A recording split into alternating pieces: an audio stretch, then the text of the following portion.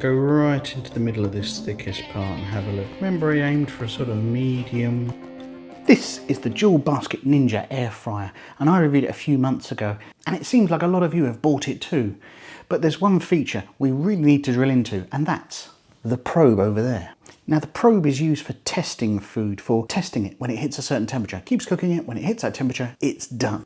And I'm a big advocate of probe cooking, of cooking with a thermometer, a meat thermometer, in most situations, when you're cooking a steak, when you're cooking chicken, when you're cooking pork, and when you're cooking desserts as well. Let's take a look at some of the settings. So, after turning the machine on, you set your mode, e.g. air fry, and then press probe. And I haven't plugged it in, so it's shouting at me, plug it in. Unwinds from its little cable holder, very tidy, good design feature I think. So we set our air fry mode and then we press probe. And we have small, large or manual. Small as in we are cooking something small, large as in cooking something a bit bigger. I've seen some reference to something over 1 kilo. You should go for large, and then manual, you're master of your own domain. Having a look at small preset, for example, we can say beef, chicken, pork, fish, lamb, and there are different types of beef as well.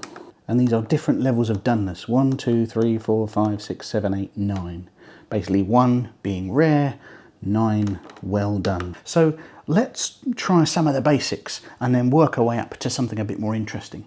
So I'm going to start with a piece of beef. So let's prepare our meat. We're just going to season it first. A teaspoon or so of oil. Decent dust of salt and pepper. We'll just rub that in, turn it over, and we'll do the other side as well. What's important when using the probe is to make sure it goes through a thick part of the meat and submerge. Don't poke it in like this. You'll get weird readings because it's testing across the entire length of this metal probe. So I'm going to use the length of that meat so it's embedded in. So we're just going to lay our steak into the pan. You'll notice there's a lovely groove on the top here. That's where we're going to catch. Because it's a rump steak, I'm going to push it up to stage 4. Beef. We're set to air fry. We've got the probe in. Let's go. Target temp is 51 degrees. Sounds about right for a rump steak. You can see the probe temperature, 6-7 degrees. I got the steak out of the fridge a few minutes ago. We'll come back to that when it's done. Checking in a few minutes in. Cooking time is about halfway there, I would say, at 27 degrees. It says it's rare right now, so I could pull it and have it rare. If you've been around the channel before, you'll know I've cooked an entire steak meal in the air fryer before, so what comes out won't be a great surprise, but let's trust the process. The whole thing, cooking a Miller & Carter style air fry meal, is up there. So it's just approaching the end there. Excuse the noise from the other basket. I've got another little surprise going on in there for later on. So it's hit 51 degrees, and now it's switched to cool. It's done, it's ready to go. So I'm going to leave that a minute, as per instructions, and we'll see what we've got. A pretty tasty looking steak, lots of colour certainly.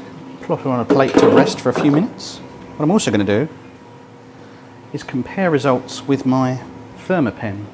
So if this is supposed to be 51, it might be slightly over now of course. So this actually puts it mid to high 50s. So it's over cranked it there. Now I have got the other basket going for something else, so I wonder if there's any bleed. So it's slightly overshot it.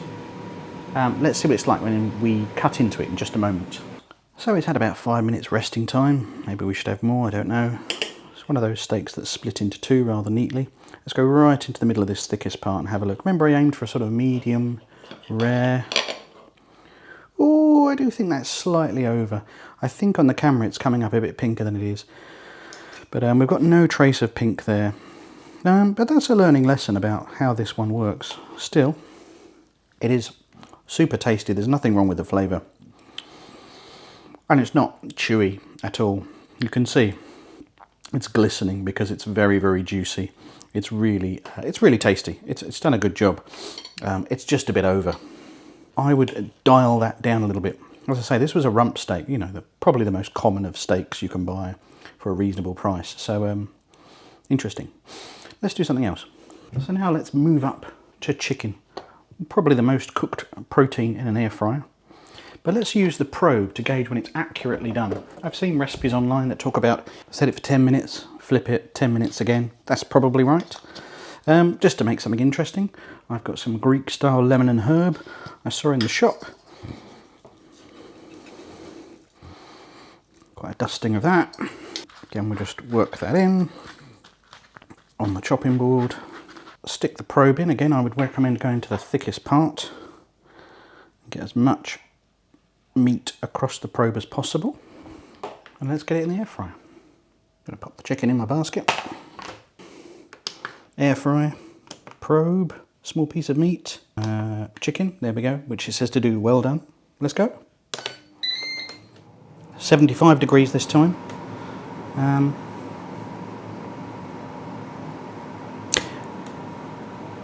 That's a little north of where I'd set chicken, personally, so I'm going to stop that.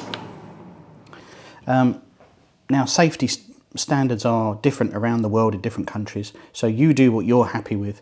Personally, I'm going to set this to manual,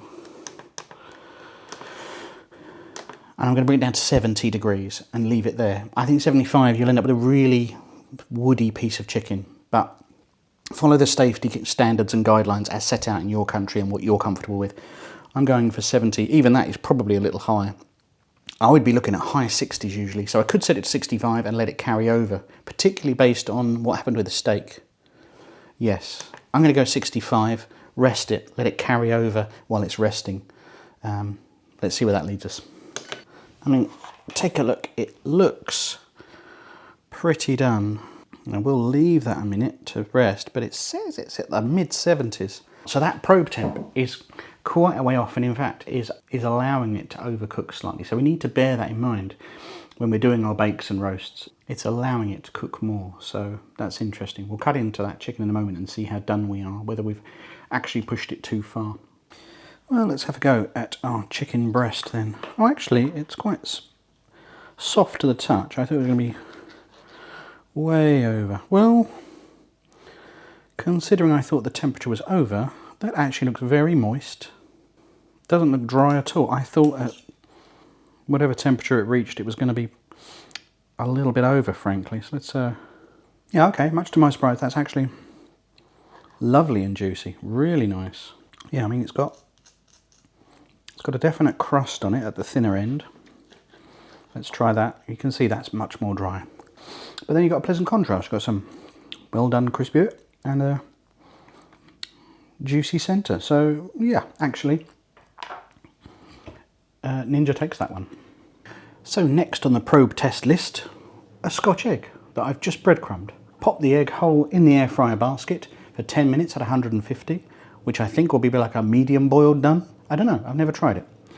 But now we're going to use the probe on the sausage meat part. I've made Scotch eggs loads of times, and the hard bit is getting the shell crispy while making sure the sausage meat is completely cooked through. It's just sausage meat, just skinned sausages, and then wrapped in breadcrumbs, a few pieces of bread I whizzed up. So let's give that a try.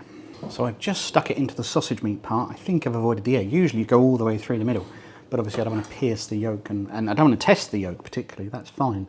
So let's go air fry. Probe,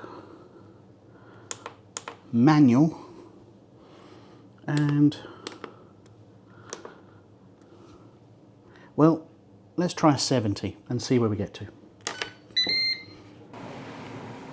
So it's a little early, it's at 50 degrees as you can see, but I can smell things cooking. So we're getting a lovely colour. Sausage casing is split apart slightly. I think it's really close. I'm just debating whether that sausage meat is cooked. The probe is pretty accurate at the moment according to my thermopen.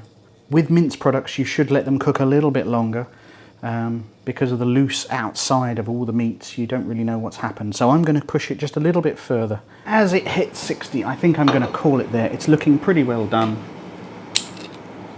So I'm just going to yank that out now. Unfortunately the sausage casing has come apart, but I'm pretty pleased with the overall crispiness. I'm usually quite naughty and I deep fry my Scotch eggs because it's the best way, but we'll cut it open in a minute. We'll just give it a minute just to cool off and see what happened. So a completely air fried Scotch egg. Let's see how it looks. I mean, the meat we were testing really, which is lovely and juicy and tasty. But let's cut into the middle there of my 10-minute boiled, in inverted commas, egg. Oh, that's exactly what I wanted. I don't like it where it runs everywhere in a Scotch egg. I like it where it's got a little bit of ooze. Whoop. So you can see there, it's just set. And we've got lovely sausage meat, crispiness. Excellent. Do you know what? That's come out really, really well. Not entirely sure we needed the probe on it, to be honest. If you get that meat thin enough, then when that crisps up, the meat is ready. Excellent. Okay, so we've done our beef, we've done our chicken, we've done our egg. Now for something a bit different. Let's bake some bread. Now, you can just chuck this in the air fryer and hope that it goes right, but bread needs to be about 90 degrees in the middle to be completely cooked. So let's see how the probe handles it. I've got a standard bread dough, just flour, yeast, a little sugar, a little salt, water. Just leave that to rise for just over an hour. That's nice and puffy. So I'm just going to line this air fryer dish, pop in the dough, pop in the probe and see what happens. Let's try it. It barely fills it. I'm going to pop the probe into the middle. See where we get to. So the max setting on this is 85, so it's slightly under where I'd like it to be. But let's give it a go. So our bread's had about 25 to 30 minutes. It's on the cool phase. Let's take a look. There we go.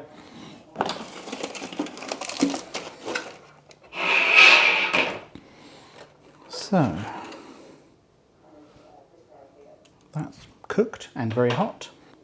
So definitely cooked on top. Massive gash where I had the probe sticking in, but still quite soft underneath, so I don't think that one's worked.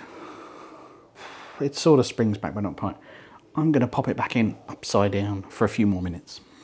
And while we wait for all that to cook, check out my range of new merch. Perfect for this time of year.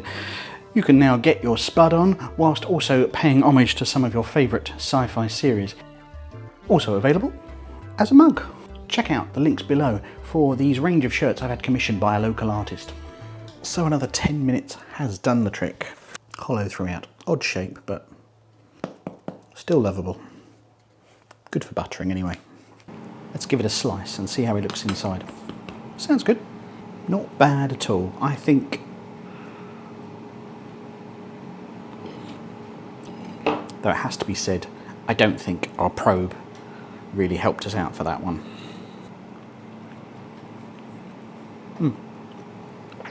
Perfectly tasty. And so to another weird one. Let's bake a sponge. Sponge needs to be at the high 90 degrees C to be cooked through. So I've whipped up some cake batter, literally. It's just flour, sugar, eggs, butter, bit of milk, nothing unusual. I've lined my basket again. Just like with the bread, I'm going to set it to the maximum temperature.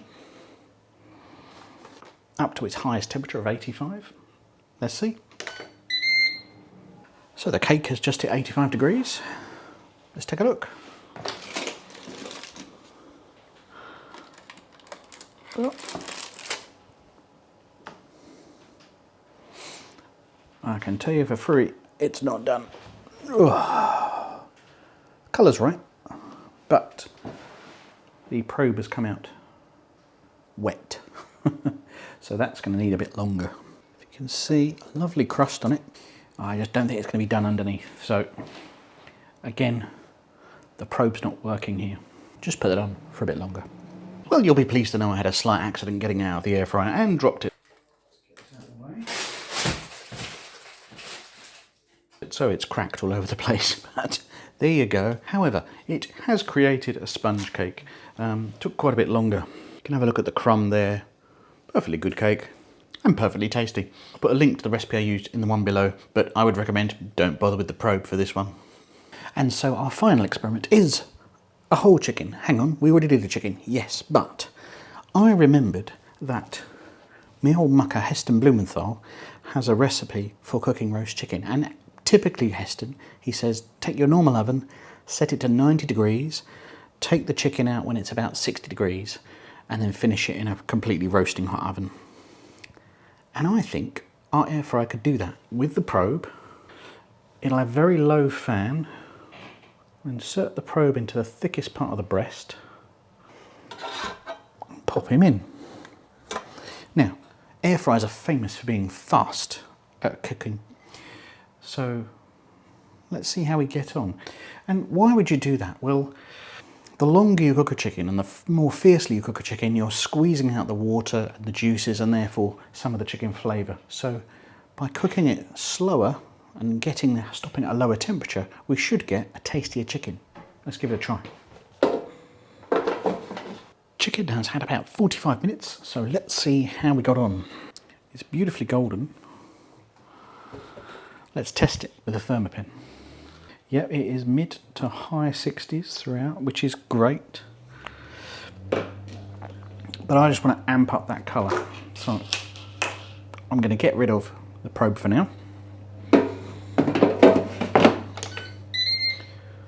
And I'm going to use max crisp for just a few minutes. I'm just going to try 5 minutes. And this is the air fryer's maximum setting. So I'm just to really burnish that skin. Let's see how it turns out. So 5 minutes have passed and this has now finished its max crisp cycle. It smells good.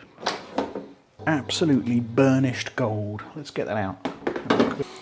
I hope the camera is doing that justice. It's beautifully gold and crisp on top. Checked it all over with my meat thermometer as well, and it's absolutely cooked perfectly all the way through. So a whole load of probing today.